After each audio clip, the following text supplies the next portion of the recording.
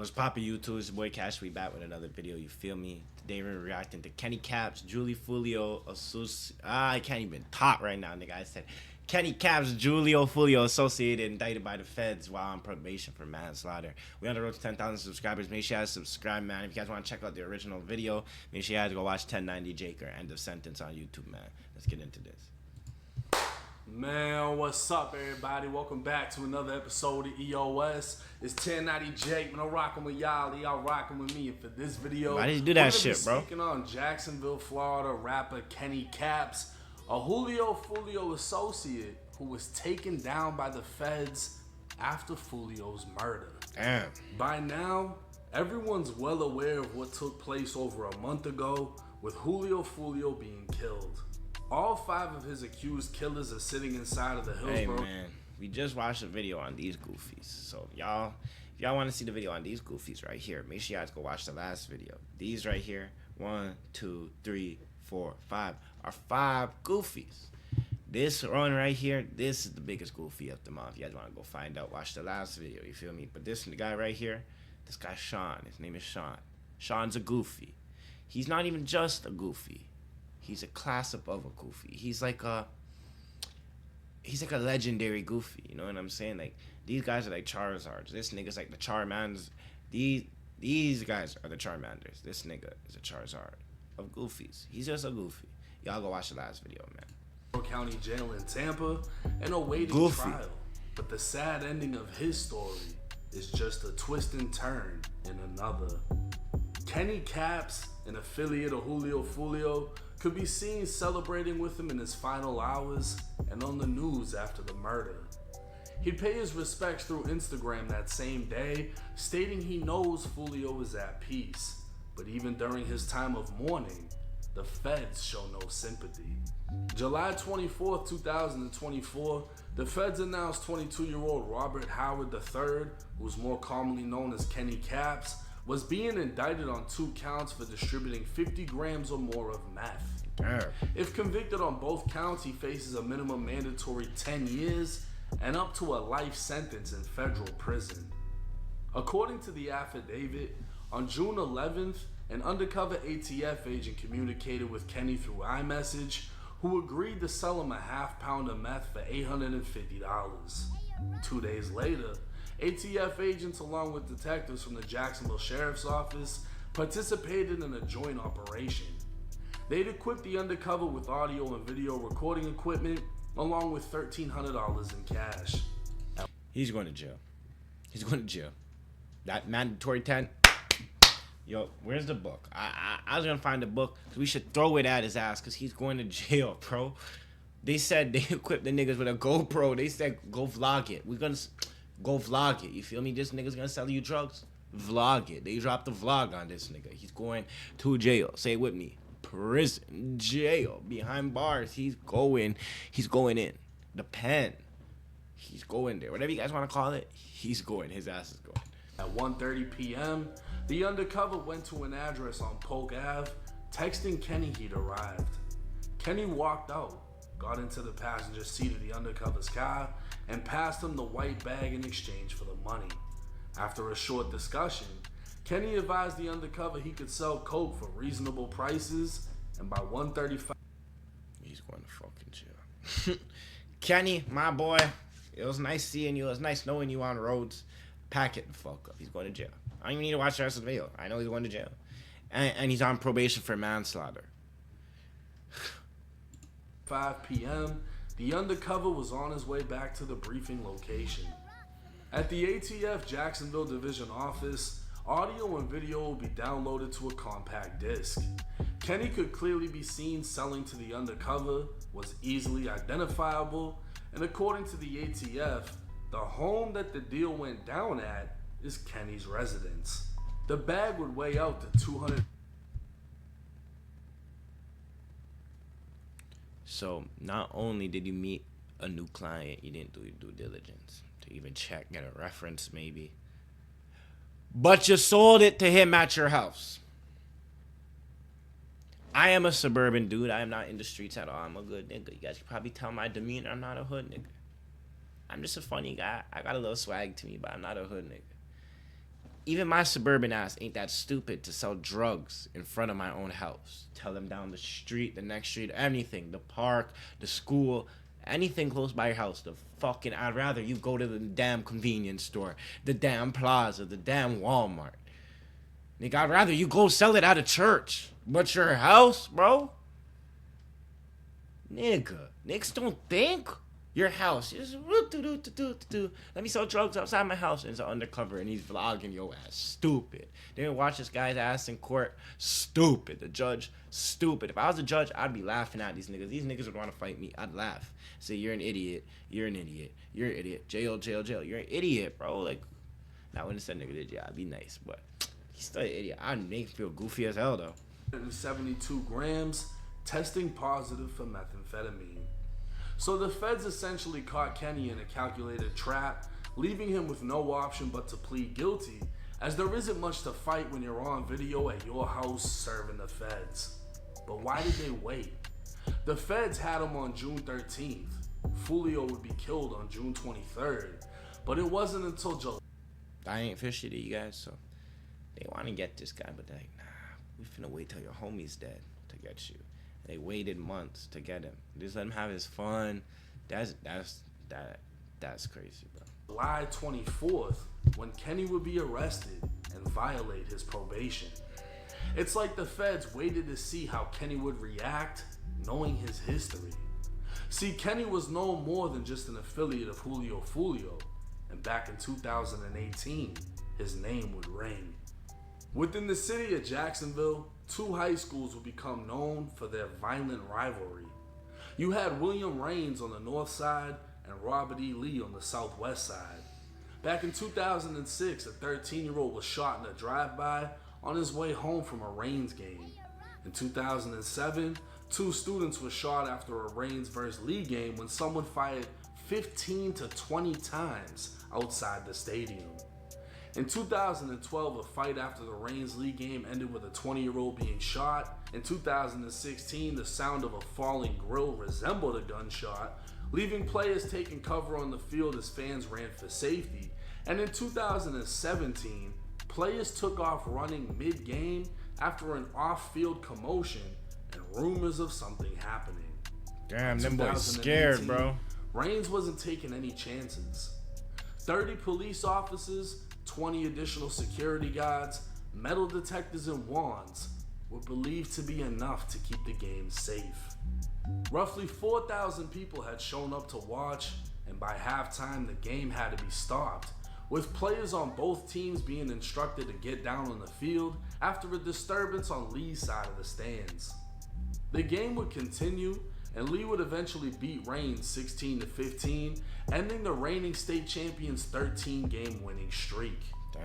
3/4 of the fans in the stadium had left, and the teams had just made it to their locker rooms when gunfire erupted. Yeah, we are just now getting confirmation from JSO that this is going to be a triple shooting. 2 people injured, 1 person is deceased. Let me step out of the way here. If we zoom the camera in right there, that is going to be the area where that field house is located. Again, we're just outside of the stadium here, Raines High School. Earlier tonight, Raines took on Lee High School. Everything appeared to be fine during the game, and then this happens. As I was saying that, I'm listening to pow, pow. Pow, pow, pow. I'm a Vietnam veteran. The bullets was going this way. I know which way the bullets was going. Everybody was running, and they was right in this area right here, was shooting. Pow, pow, pow, pow, pow. And this was after the game? After the game. Officers would find 19-year-old Gerard Adams shot in the head, pronouncing him dead by the ticket area just outside the stadium. A 17-year-old male was found shot in the arm, and a 16-year-old female was shot in the foot, a wound that would leave her physically disabled. Speaking with police, one of the victims would claim Robert Howard, aka Kenny Kapps, shot him.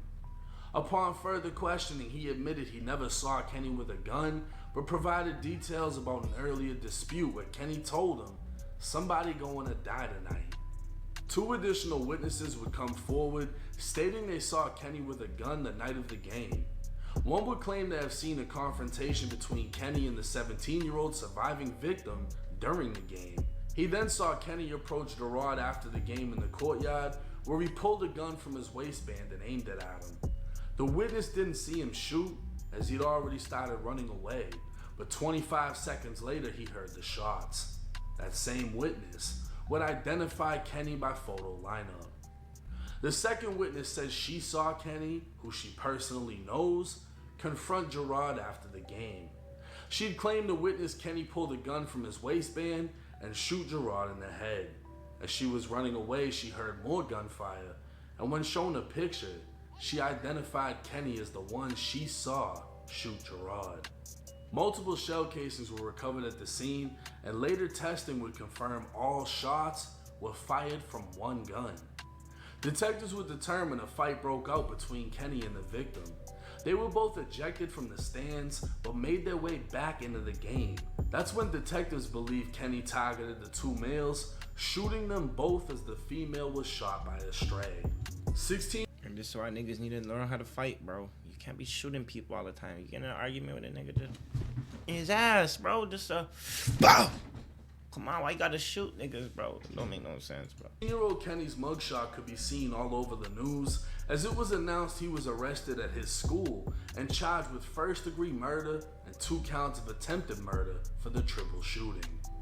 Sheriffs announced the shooter and both male victims all have associations with known criminal street gang members. Kenny was from the north side of Jacksonville, the same area as Rains High. Gerard, the victim, was more commonly known throughout Jacksonville as Spaz, and he was from a hood on the east side known as 1200. Many rumors have spread over exactly what took place on the night of the game, with another major name being brought up. It's said that Kenny was with Adrian Gaynor that night, and Adrian would be famously known throughout Jacksonville drill as Bibby. According to Reddit rumors, Kenny and Bibby disrupted the game when they got in a fight with Spaz and his friend named Will. It's actually believed Bibby was the one who fired the fatal shot killing Spaz, while Kenny shot the friend.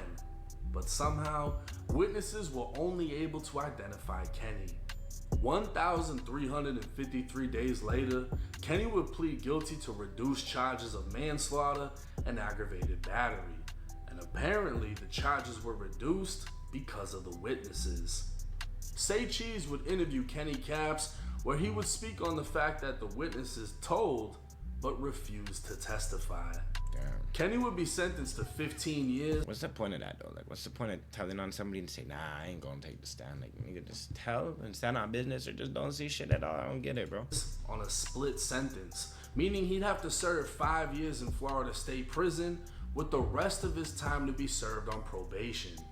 He'd receive credit for the 3.5+ years he spent in county jail and would only spend 17 months inside of actual prison before being released. While some would say he got a good deal, everything comes with a price. While he was in jail in 2019, 16-year-old Bibby was killed inside of the Hilltop Apartments. And gunfire erupts inside a Northwest Side apartment complex. It leaves this 16-year-old dead. Neighbors say that the shooting sounded like a war zone. 60 to 70 rounds had to be dropped in the course of maybe 60 to 70 rounds for a 16-year-old kid is wild, bro. 15 seconds. Bibby would always be praised by Julio Foolio, but would also become one of the most dissed names in Florida drill. Only 8 months after Bibby's death, Kenny's father Pokey would pass away. Granted a furlough by the courts, Kenny was transported to his father's funeral in handcuffs and a uniform, as can be seen in a picture with Julio Foolio. Kenny would be released from prison in May of 2023, and 2 months after would start dropping music. Damn, this nigga's only been on roads for a year and he's back in jail. Only lasting 14 months before being indicted by the feds, Kenny witnessed the death of Julio Foolio. He'd also witnessed the violence come back around full circle, as the two Murphy cousins charged as being 2 out of 3 shooters that ambushed Foolio are both from 1200 and both are related to Spaz, Kenny's victim. It's unclear. And if you guys watched the last video, this is crazy, bro. This is crazy. So, Julio, I'm gonna fill you guys in if you didn't watch the last video, man. So pretty much, this dude, he killed that guy at the game. And then these guys' cousins they slid on Foolio and killed Foolio in front of him, and now he is arrested. Karma is real, bro. Like, you guys have to watch the last video to really understand. But this right here is proof karma is real, bro. And you reap what you sow. Like, don't be doing this goofy shit, please, guys. Like, if you guys are in the streets or think this shit is cool, cause I know I have some young bulls watching. And I remember when I was 16, 17, I thought the streets was cool, bro. I thought, like, yeah, I want to do this, I want to do that, cause that's what I seen all the cool guys at school doing, right? With all the girls used to like and shit. But don't be falling for that trap. It's a phase. And you don't want to get caught up in this shit, bro. Real shit. What will happen to the remaining 9 years Kenny has on state probation, as this Fed case will take priority, meaning Kenny will have to finish one sentence before finishing the other. Now this is a tough situation, right? You got a 16-year-old Kenny Kapps, who, according to his arrest paperwork, was 5'4" when he got arrested for the triple shooting. 16 years old, 5'4", fighting a 19-year-old and a 17-year-old that shouldn't have even been in that area because they weren't even from that side of Jacksonville. I don't know what happens in the fight, whether he's winning, whether he's losing. He got his ass fucked up. If he's 5'4", he got his ass beat up. And then he slid back and tried to kill him. That makes sense, bro. That does make sense. They end up outside of the stadium. Gunshots go off. One body, 2 attempts. Now, 15 years for killing someone and shooting 2 other people is a great deal at the end of the day. Why does niggas say this like you going to like Value Village or you doing price match at Walmart? He said, yeah, that's a great deal. Like, damn. I mean, beating the case would be lovely, but 15 years for that is a good deal. The thing is, a split sentence is somewhat of a trap. See, Kenny Kapps was only 16 when he caught this case, meaning he never lived in society as an adult or as a responsible adult, right? He's never worked, none of that. He was 16, went to jail for damn near 4 years, and then did another year and some change inside of prison. Came home, lasted 14 months. They're saying he was dealing meth. Apparently they have all the evidence against him. I just think it's weird that knowing he has technically a violent history because of his convictions, right? I mean, he pled out to manslaughter, so he can talk about the shit all he wants. But the feds knew he had a violent history. They catch him for the meth. They got him dead to rights. And then Julio gets murdered, but they wait another month to see if anything happens.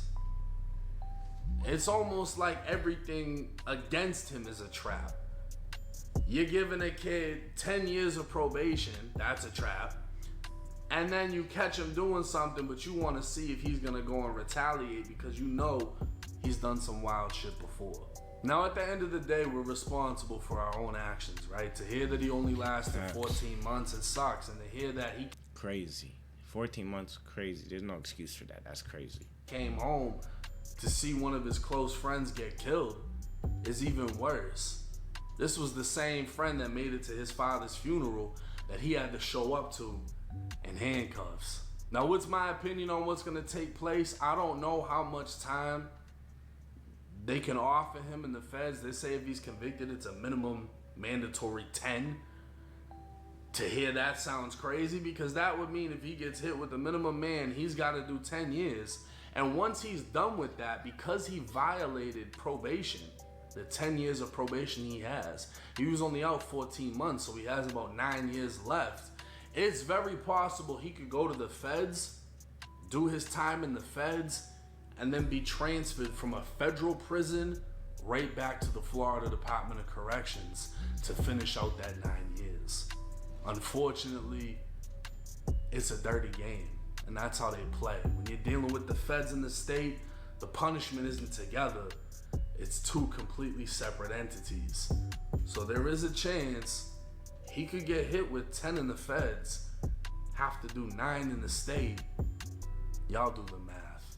But hey, let me know y'all's thoughts and comments in the comments section. Damn, bro. So this nigga, he never got to live life. He went to jail at 16. Now he's what, 20, 21. He might do 19 years. He's getting out when he's 40. Yeah, he's done for, bro. That's crazy, man. That's crazy. That's why I keep telling you guys and preaching in the videos. As much as we watch this shit, and as much as it seems like I'm glorifying it because I'm making videos on it, I want to preach you guys that you don't have to do this shit. You guys can still be cool. You guys can still be real niggas. You guys can still get money. You guys can still get the baddest with girls. You guys can still be fly without being a street nigga. You can go start businesses. You can start being a boss, an entrepreneur. You can be a content creator. You can be a musician. You can do a lot of stuff that don't require the streets, man. So it's just how you apply yourself and where you put your energies to, man. But with that being said, make sure you like, comment, share, and subscribe. We're on the road to 10,000 subscribers, man. Y'all been showing mad love. Comment down below and let me know if there's any things I could improve or anything you thought about this video or what your thoughts on this is, man. I want to see what you guys think. I'm going to catch y'all next time. Cash out. Peace.